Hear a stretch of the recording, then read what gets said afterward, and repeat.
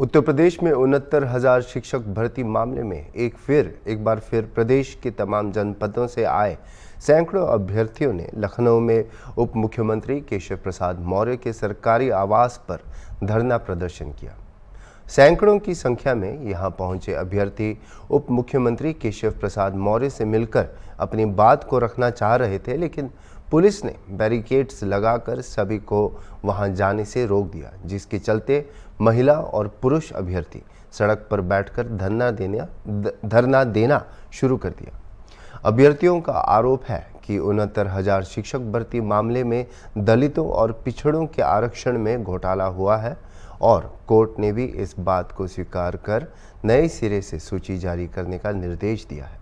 इसके बावजूद विभागीय मंत्री और अधिकारियों के चलते चयन प्रक्रिया शुरू नहीं की जा रही है। सोमवार को उप मुख्यमंत्री केशव प्रसाद मौर्य के सरकारी आवास पर जनता दरबार लगता है और जनता दरबार और केशव मौर्य का पिछड़ा होने के चलते एससी और ओबीसी के सैकड़ों अभ्यर्थी उनसे मिलने उनके आवास जा रहे थे, लेकिन बीच में ही सभी को रोक दिया गया। इस बीच सड़क पर बैठे प्रदर्शनकारियों से हॉर्नबिल टीवी ने बात की तो सभी ने सीएम योगी की तो सराहना की, लेकिन विभागीय अधिकारियों पर उनके तल्ख तेवर साफ नजर आए। आप भी सुनिए।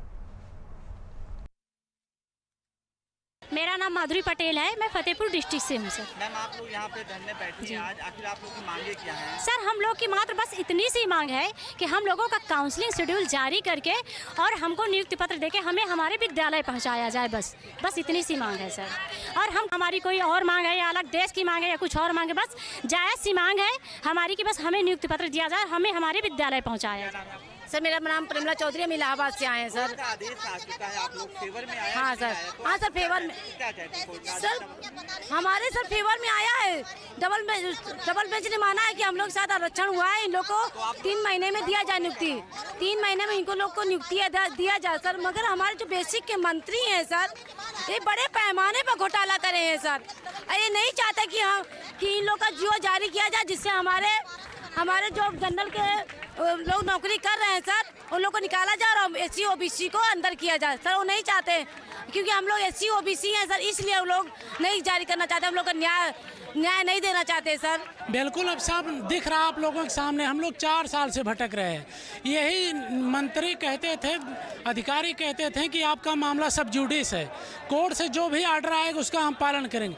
आर्डर आए आज 15-16 दिन हो गया है, ये लोग क्यों नहीं उसका पालन कर रहे हैं? उप मुख्यमंत्री के पास हम लोग इसलिए आए हैं, आर्डर आने के बाद इन्होंने स्वागत किया था, बोला था ये दलितों पिछड़ों की जीत है, सामाजिक न्याय की जीत है। अगर ये जीत है तो जो काम 3 घंटा में हो सकता है उसको 3 महीने के इंतजार क्यों ये लोग कर रहे हैं? हम यही चाहते हैं हमारे समाज से उप मुख्यमंत्री जी आते हैं, हम लोगों को न्याय दिलाएं, अगर इनकी सरकार में कुछ हैसियत हो। नितिन पटेल नाम है, हम जौनपुर से आए हुए हैं। हम अपने पिछड़ों के नेता माननीय उप मुख्यमंत्री केशव प्रसाद मौर्य के यहाँ आए हुए हैं कि हमें वो न्याय देंगे। 4 साल से सर हम लोग भटक रहे हैं, क्योंकि हम लोग दलित पिछड़े हैं। हाई कोर्ट ने माना कि 19,000 सीटों का घोटाला हुआ है और 19,000 सीटों से 50 करोड़ रुपए दलित पिछड़ों का नुकसान हुआ है। इस योगी सरकार ने 50 करोड़ का घाटा किया है और हाई कोर्ट ने माना है कि 3 महीने में इन बच्चों को जल्द से जल्द नियुक्ति प्रदान करे। सर, इससे पहले भी 5 जनवरी 2022 को हमारी लिस्ट आई थी, लेकिन इन भ्रष्ट अधिकारियों ने हमें गोलमाल घुमाया और हमारी नियुक्ति हमें नियुक्ति नहीं दिया। हम उप मुख्यमंत्री से यही आदेश करेंगे, इन भ्रष्ट अधिकारियों को हटाए और जल्दी से जल्द हमें नियुक्ति प्रदान करें। हमें सरकार पे पूरा भरोसा है, माननीय उप मुख्यमंत्री पे पूरा भरोसा है कि दलित पिछड़ों को न्याय देंगे। और दलित पिछड़े, मोदी जी दलित पिछड़े हैं तो इन दलित पिछड़ों को क्यों न्याय? राष्ट्रीय पिछड़ा वर्ग आयोग ने माना था कि 69,000 शिक्षक भर्ती में आरक्षण घोटाला हुआ है, 19,000 सीटों का घोटाला हुआ है। 69,000 शिक्षक भर्ती के कैंडिडेट आज यहाँ पर उप मुख्यमंत्री केशव प्रसाद आवास के पास आए थे, यहाँ उनसे मिलने आए थे। यहाँ पर सड़क जाम कर दिया। आप देख सकते हैं कि यहाँ पर ये सब कैंडिडेट हैं। 69,000 जो शिक्षक भर्ती वाले मामला था उसी के कैंडिडेट हैं, अपनी मांगों को लेकर आज यहाँ पर आए हुए थे, लेकिन यहाँ पर उनको जो है अंदर जाने नहीं दिया गया और यही वजह है कि ये लोग सब यहीं पर बैठ गए हैं। और उनका कहना है कि जो 69,000 शिक्षक भर्ती थे उसमें आरक्षण में महा घोटाला हुआ। हम बात करेंगे, कैंडिडेट हैं, उनसे बात करेंगे। क्या नाम मैम आपका? जिससे मेरा नाम प्रिया है, मैं गोरखपुर से आई हूँ। प्रिया जी, आप तो मुख्यमंत्री के होम डिस्ट्रिक्ट से हैं, वहाँ से आई हैं, फिर भी आप लोगों को न्याय नहीं मिल रहा और अब तो कोर्ट का आदेश आ चुका है। आप लोगों की आखिर मांगे क्या हैं? सर हमारे सिर्फ एक मांगे है। पहले ये कहा करते थे कि आप लोग का कोई घोटाला नहीं हुआ, बाद में जब पिछड़ा वर्ग आयोग से रिपोर्ट आया तो इन्होंने कहा कि आपका घोटाला हुआ है और तब इन्होंने माना था, संसद में भी इन्होंने माना था, शिक्षा मंत्री ने माना था, सबने माना, फिर भी ये हमें नियुक्ति नहीं दी। ये कहे कि जो ऑर्डर आएगा हम उसका पालन करेंगे। फिर सुप्रीम कोर्ट का डबल बेंच का ऑर्डर भी आ गया और उन्होंने सख्त निर्देश भी दिया है कि हमारी नियुक्ति 30 दिनों के भीतर कर दी जाए। हम लोग लीगल पिछले 4 साल से ये सड़कों पे भटक रहे, धक्के खा रहे हैं। अब तो हमें खाने के लिए भी नहीं है, हम कहाँ जाएंगे और क्या करेंगे।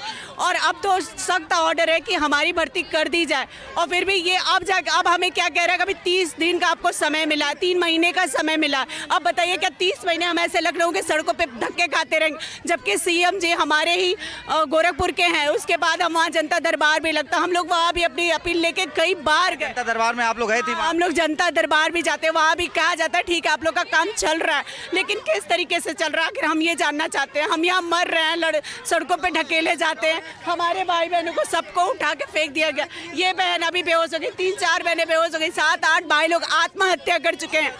आपका क्या नाम है?